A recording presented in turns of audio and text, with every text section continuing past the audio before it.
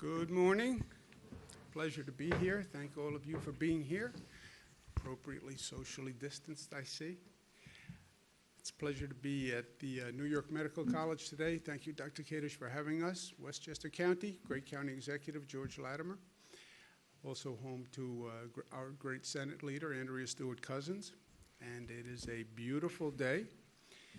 It is so beautiful. I'm going to go home after this, take the motorcycle out. I'm going to go for a ride. I'm going to wear my mask on the motorcycle. Protects from COVID virus. Also keeps bugs out of your mouth. Works on both fronts. It is a time of high anxiety. I understand that. A lot of pressure all across the country. But even more at times of high anxiety, it's important that we stay with the facts and the truth. John Adams was defending the British at a time when the American people hated the British. Facts are stubborn things.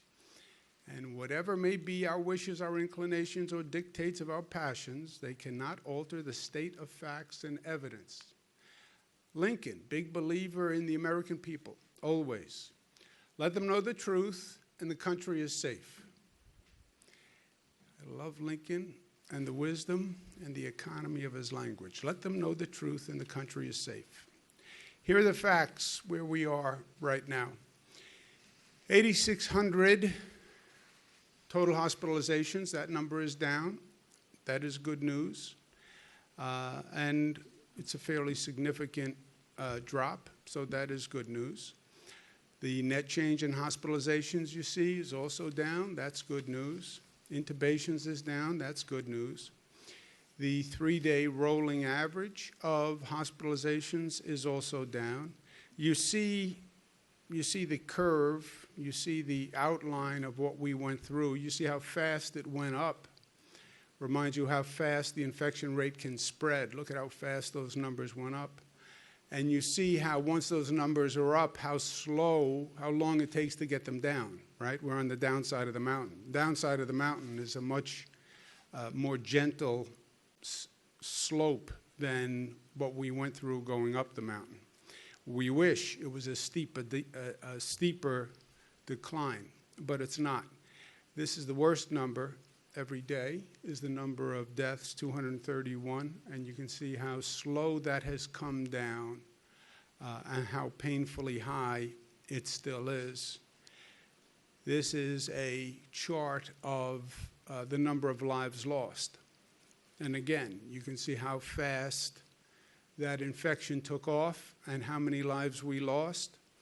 And once that infection rate is high and people are getting infected, you can see how long it takes to slow it down and reduce the number of deaths. And they're coming down at a painful, slow level of decline.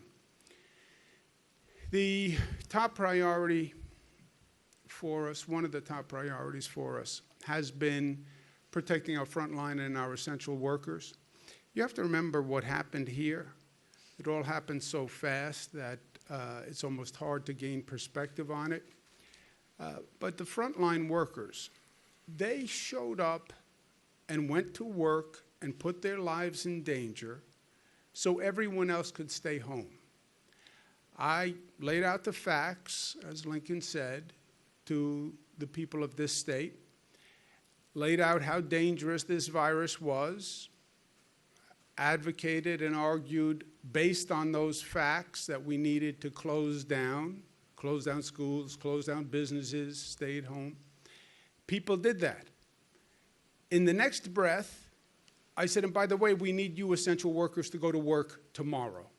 After just having explained how dangerous the virus was, to justify shutting down society in a way it had never been shut down before, next breath, essential workers, I need you to go to work. Hospital care, I need you to go to work and help people who come in with the COVID virus after we just discussed how dangerous the COVID virus was and how little we knew about the virus. Look at the courage that those frontline workers had to show. I mean, it is still amazing to me. And I just want to make sure on a human level we're doing everything that we can for them. So we've been aggressively testing the frontline workers to find out who needs help, how many people actually have been infected, and we've been working with the police and transit workers and healthcare workers. We tested 25 downstate healthcare facilities. Downstate New York is where the predominance of the virus was, over 27,000 employees. So it's a very large sample. And what we found out is really good news, and one of the few positives that I've heard in a long time. When you look at the percentage of people who have the antibodies, which means they were infected at some time in the past and they're now recovered, of the healthcare workers, in Westchester, 6.8, New York City, 12.2, Long Island, 11.1. That is about the same or lower than the infection rate among the general population. So Westchester, the infection rate among the general population is 13.8, almost 14. Westchester healthcare workers, it's about half of the rate of the general population.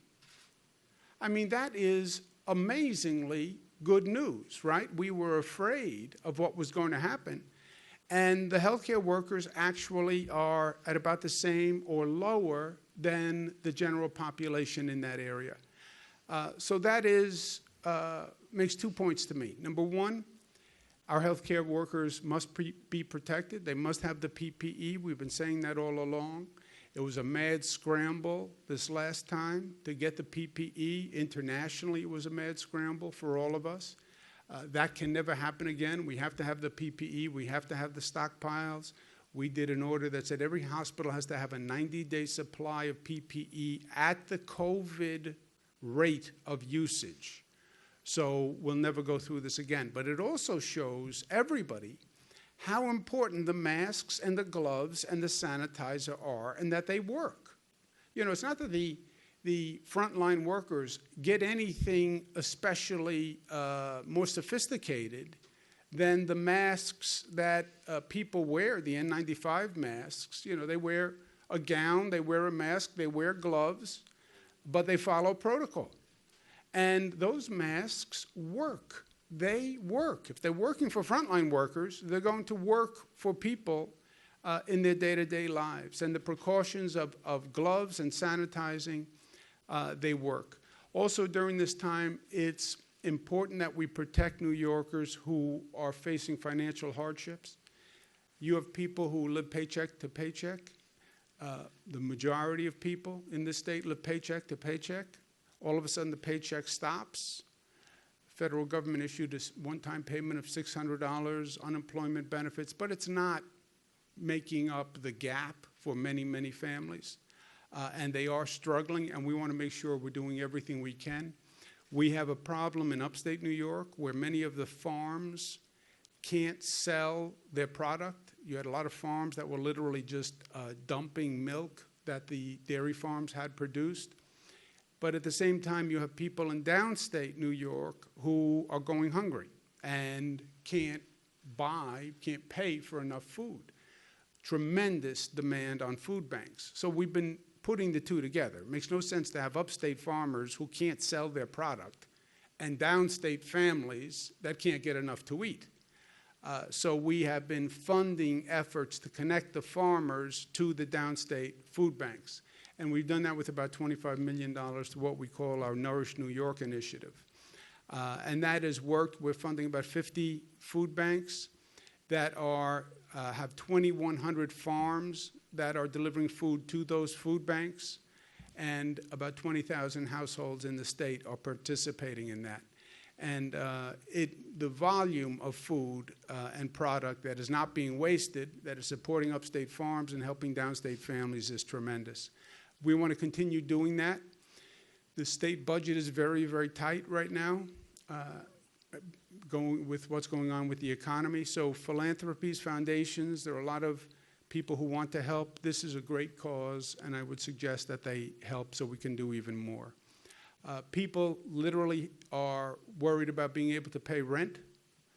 You don't work for 2 months, and that rent bill keeps coming in. You know, it's not that the bill payers, the bill collectors have taken a vacation. The bill collectors work, right? They still send the bill, and you still get collection notices. We did by executive order that I issued, a moratorium on residential or commercial evictions. You cannot be evicted for non-payment of rent related to this COVID situation. And that went through June. So nobody has been and nobody can be evicted through June, either residential or commercial. We're going to take additional steps of banning any late payment fees because a person couldn't pay the rent during this period of time. Also allowing people to use the security deposit as a payment, and they can repay it over a prolonged period of time. But also I'm going to extend that moratorium an additional 60 days. It hasn't expired in June, but people are anxious, and June for many people is just next month, and the rent bill is going to come due. So we're going to extend that 60 days until August 20th.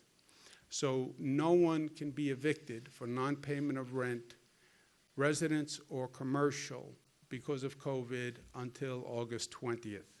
And then we'll see what happens between now and then, right? Nobody can really tell you what the future is. So that will be in place. I hope it gives families a deep breath. Nothing can happen until August 20th, and then we'll figure out between now and August 20th what the situation is. Also at this time, principles matter.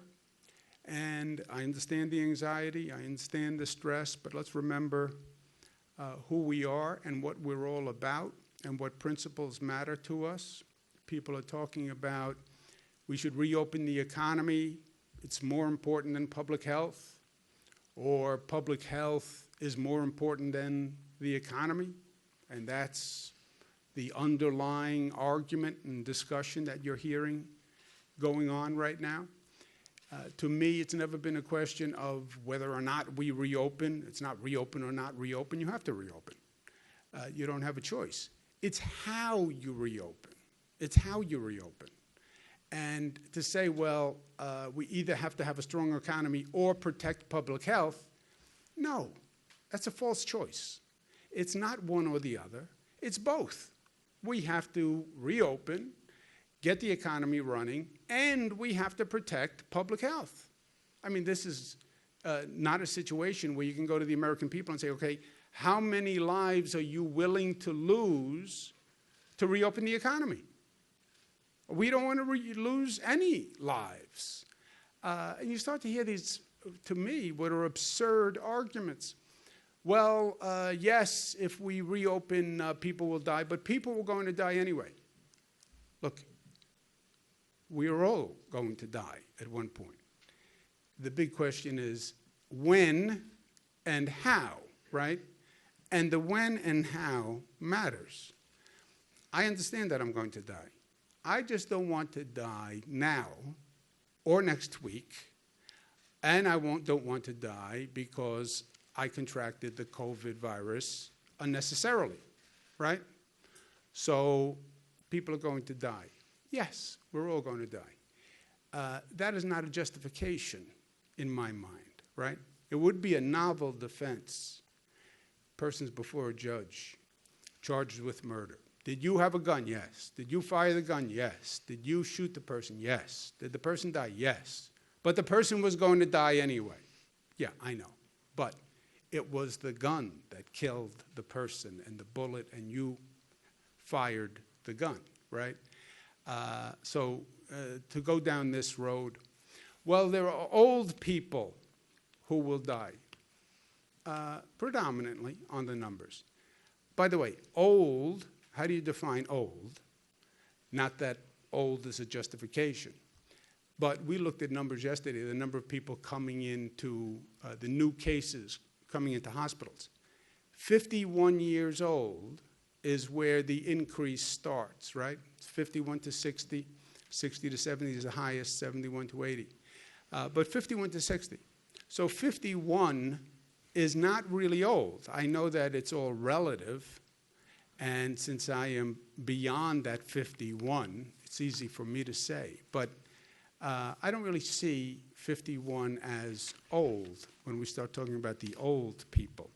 I also think, and I do this for myself, any leader who makes a decision in this situation should be willing to participate in anything they authorize. So there is nothing that we are going to authorize or allow in this state that I myself will not be part of.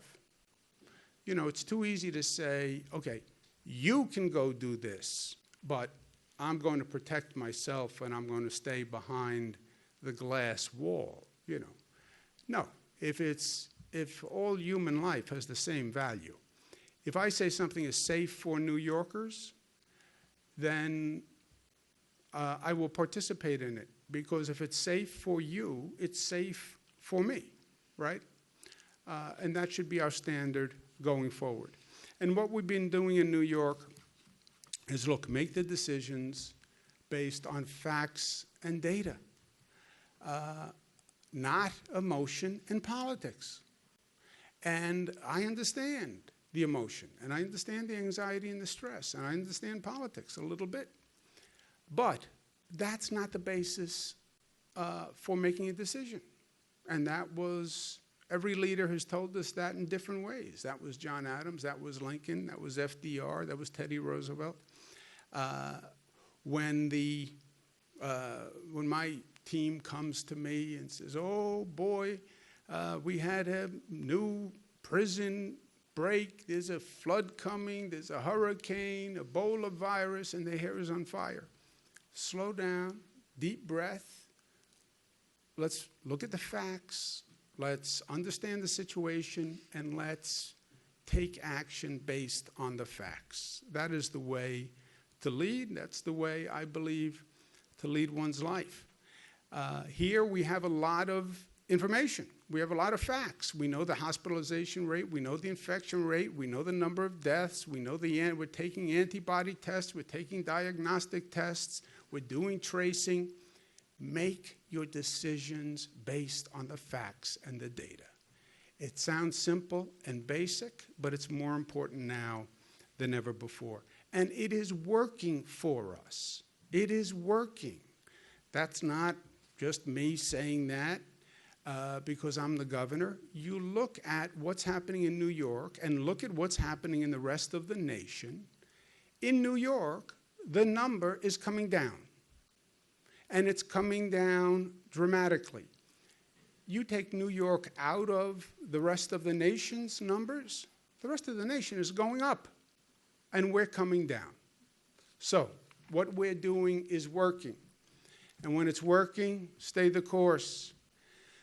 Quote attributed to Winston Churchill, if you're going through hell, keep going. And that's what we're doing. We're going through hell, but what we're doing is working, so we're going to keep going. Because we are New York tough, smart, disciplined, united, and loving. Questions? Yes, a question about, you began the briefing with the term like high anxiety. And what seems to really increase that is when we think about a second wave later. And you look at people who are concerned, maybe if they're die-hard big city people, for the first time in their lives they're thinking, maybe I want to go to the suburbs. This individual family decision. But what do you tell folks like that? Or someone in your own family would be like, I think I'm going to leave the city and try something new. And if that becomes a trend, I'm putting it way out there, but what do you think is your advice, hope, or thoughts on a possible exodus or flight? Yeah. Look, you're right. High anxiety, emotions are high. Unfortunately, often when emotion is high, logic is low, right? Well, New York had a lot of cases. Yes. And by the way, we now know why New York had a lot of cases. It has nothing to do with New York. First of all, this was a national issue. I'm going to leave New York. Oh, yeah, and go where that didn't have COVID cases? Suburbs? Westchester had them. Long Island had them. Other cities? LA had them. Chicago had them. Okay, well, New York had more. Yes, but we know why. It had nothing to do with New York. It had to do with the fact that all the experts missed a very important fact that while we were all watching China and talking about China and doing a China travel ban, the virus had already gotten on a plane in China and went to Europe and had infected people in Europe, and then people from Europe were coming to New York because that's where the flights come. 2 million people came from Europe, February, March, and nobody was stopping European travel. Nobody was screening Europeans coming in through the airports. Nobody said to New Yorkers, by the way, any European traveler, any person from Italy, from the UK, from Germany, they may have the COVID virus. Nobody said anything. So we had 2 million passengers from Europe. Everybody's still talking about China. We do the China travel ban. We're screening people from China. But meanwhile, it came through Europe. Millions of people came from Europe. And we had no idea. We had no idea. That's why the number of cases in New York are so high. They're now looking at people who came from Europe, came into JFK or Newark, but then took a connecting flight and went to another city. And they think the whole East Coast may have seen cases come from Europe. The China flights were going more to the West Coast, but the European flights came to the East Coast. Had nothing to do with New York. Now, once the virus is in New York, any place of density is where this virus takes off. Any place of density. So any place, you look at the meat processing plants now, right, that are in Midwest parts of the country, southern parts of the country. Well, they're a problem. No, it has nothing to do with a meat processing plant. Or we have a hotspot now in an agriculture facility in upstate New York. It has nothing to do with meat or agriculture. It's the density. That's what happened in Westchester here at the New Rochelle, the first hotspot in the United States. What did it have to do with New Rochelle? Nothing. It was the density. It was a person who went to a gathering with 200-300 people. It's the density. So yes, in New York, any dense situation, a meat processing plant, an agriculture plant, city of Chicago, city of New York, once it gets into density, it's going to increase. But why here? Because of the flights from Europe, and nobody knew, and nobody told us, and nobody stopped it. Also, post 9/11, you went through this situation in New York where people asked that question. Well, maybe New York is a target. Now, we weren't the only place attacked in 9/11, but it was highly impactful here. We lost a lot of lives. People said, well, maybe New York is a target. Yeah, but that lasted for a very short period of time. And look, New York then came back downtown better than ever before. And we're going to do the same thing here. You spoke about a couple of initiatives to help struggling out-of-work New Yorkers, including extending rent relief. What is your message to those New Yorkers, and who's hiring in the state? Well, we get to May 15th. May 15th is when what's called the pause, P-A-U-S-E order, the close down order expires. And then we'll look at different regions in the state by the data to see if they're in a position to start reopening, and we'll start with construction, manufacturing, et cetera. So you will see the economy start to reopen on a regional analysis, and again, not a floodgate, but it will start so we can watch what's happening and calibrate, because we don't want to see those numbers go the other way. But in the interim, look, everyone is just making do, and everyone has hardships, et cetera. We just want to make sure that those people who are most vulnerable are protected, right? And one of the greatest vulnerabilities is I'm not working, I can't pay my rent. I can't pay my rent, I can't feed my family. Okay, we have to make sure that those people are protected. Nobody can be evicted because of non-payment of rent, so let's take that issue off the table.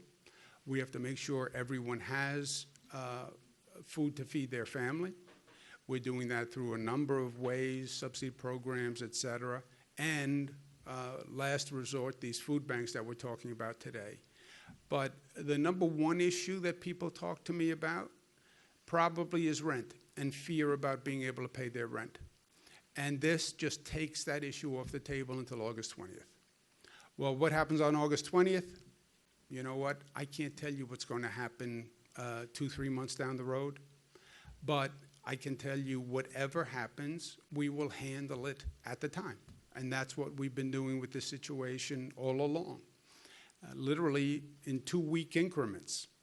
This is unlike anything we've seen before, so I'm not going to sit here and say I have a crystal ball and I'm going to tell you what's going to happen in a month or 2 months.